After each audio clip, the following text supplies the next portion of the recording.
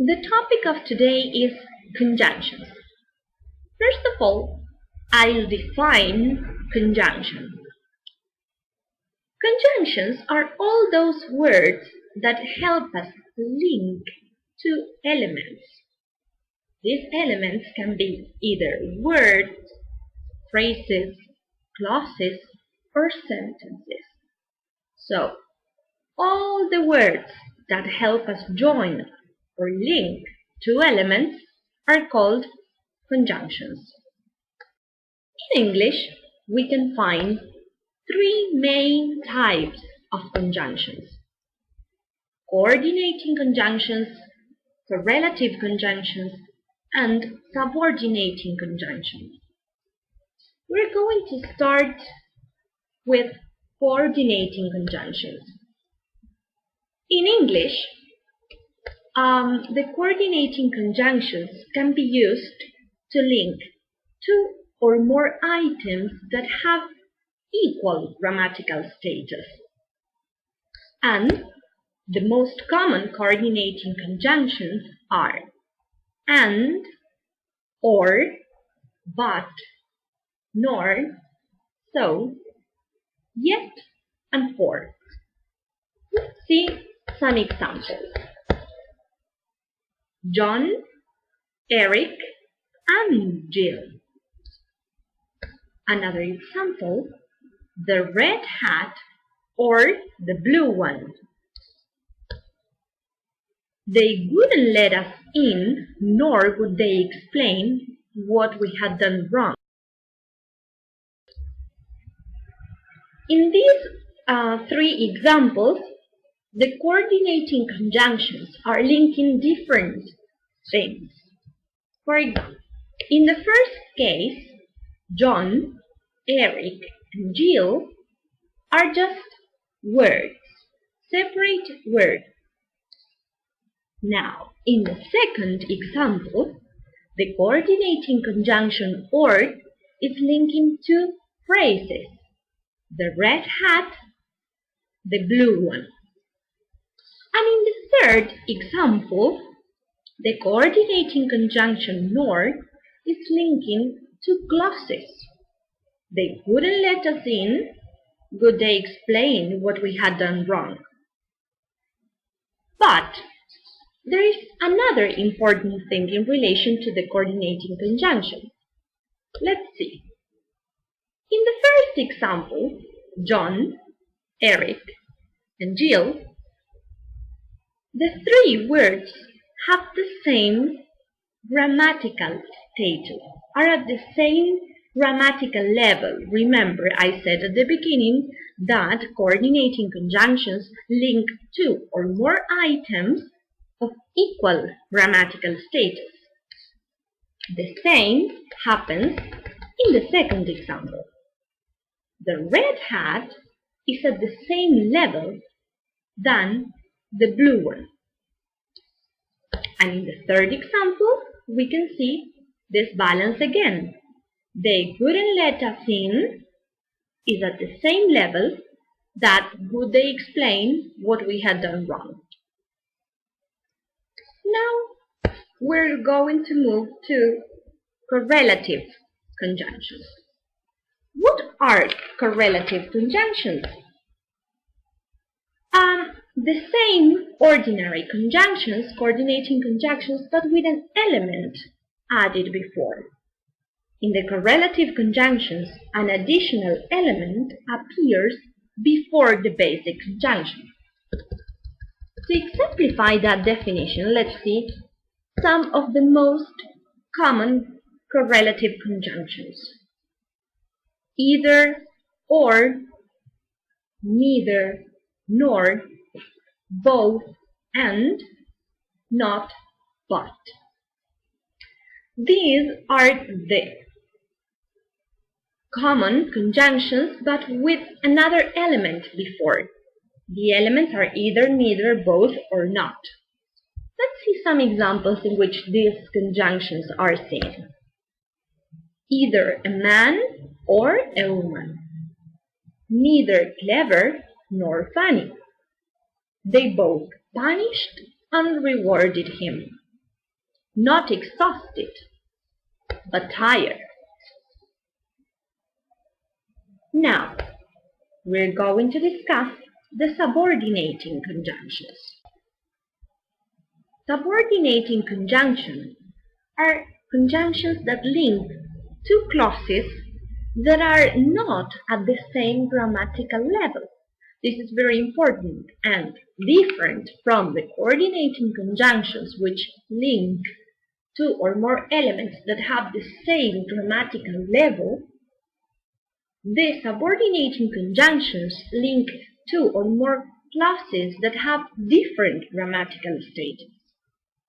Let's see some subordinating conjunctions.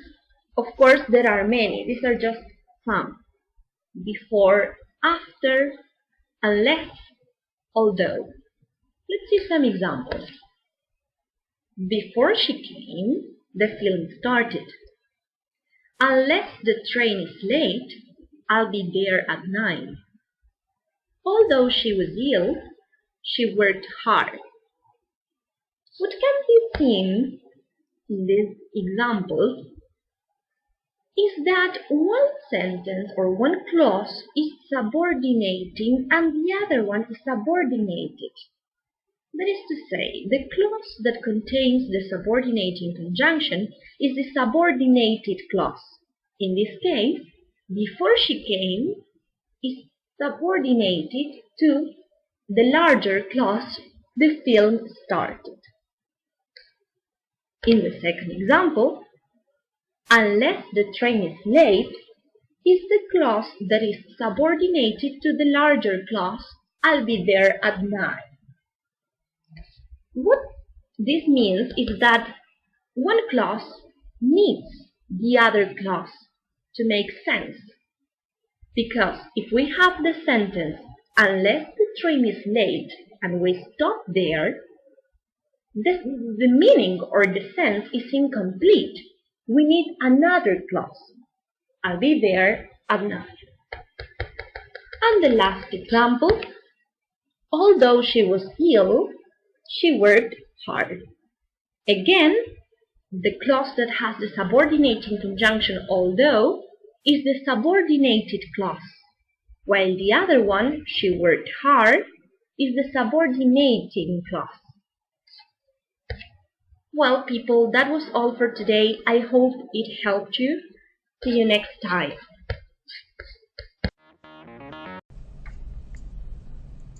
Okay, let's talk about conjunctions. Conjunctions allow us to make connections between different parts of the sentence.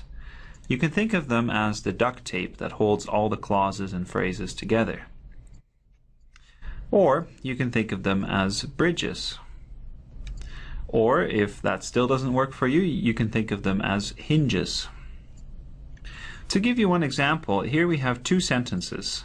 You said you emailed me, and I never received your message. We can connect these sentences with the conjunction but, which is our hinge, or bridge, or duct tape, or whatever other metaphor you might like. Now in this video we want to look at the three main types of conjunctions: coordinating, correlative, and subordinating. These sound rather imposing, but they're actually not that hard. So let's go through them one by one. The first type is the coordinating conjunction. The idea here is that we're connecting two equal elements in a sentence. If you look at our example, I like to go shopping and I like to go swimming, you can see that the word and connects two complete clauses. I've made the clauses perfectly parallel, but all you would really need is a subject and a verb in each. In this case, I is the subject and like is the main verb. Here is another example. Brussels sprouts and mushrooms are two of my favorite things. In this sentence, the conjunction and is once again between two equal elements. Brussels sprouts and mushrooms are both nouns or noun phrases. When we use and here, we can combine them into one subject for the entire sentence. The great news is that there are only 7 coordinating conjunctions. The bad news is that you should probably memorize these. They are some of the essential building blocks of language. There is a little acronym for these if it helps you to remember. The word fanboys combines all the first letters of these words. I like to remember them by the fact that and but are opposites. They show similarity and contrast. For, nor, and or rhyme. And then there's just so and yet left. Easy enough. One last thing about these, some of these words can also function as other parts of speech. The word so, for instance, is often an adverb, so you have to be somewhat careful. The second type of conjunction is the correlative conjunction. This one is much more limited and is easy to spot. These are conjunctions that work as a pair. Think of them as being related to each other, like cousins or something. So if you say, I would like to know whether you are staying or going, the correlative pair is whether or. They work as a team. The same goes for both and, as in both T.S. Eliot and Ezra Pound were modernist poets.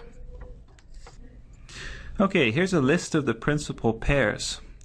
Either or, neither nor, whether or, not this but that, both this and that, not only this but also that. The third type is the subordinating conjunction. This is the biggest category and the hardest. However, how it works is pretty straightforward. The word subordination refers to one element being less important than another, like a peasant kneeling before a king, or on a chessboard a pawn, which is also less important than the king. So a subordinating conjunction connects these two unequal elements. Here's another image to show you how this works in practice. Think of a sentence as a tree. Your main clause is the trunk of the tree. It is firmly rooted and it will survive even if you chop off some of the branches. In our example, the main clause is, I love snow. If we want to graft other clauses into this main clause, we can do so with subordinating conjunctions. So we might say, I love snow if it doesn't come too early, where if is the subordinating conjunction. Now we can see that the clause, if it doesn't come too early, couldn't be a complete sentence by itself. The word if implies a result. If this, then that. If it doesn't come too early, well then what? So without the main clause to attach it to, this branch would just fall to the ground. The same goes for these other branches we can graft in. I love snow unless I'm driving, or I love snow since it softens the sounds of traffic. In each case, we've subordinated one clause to another.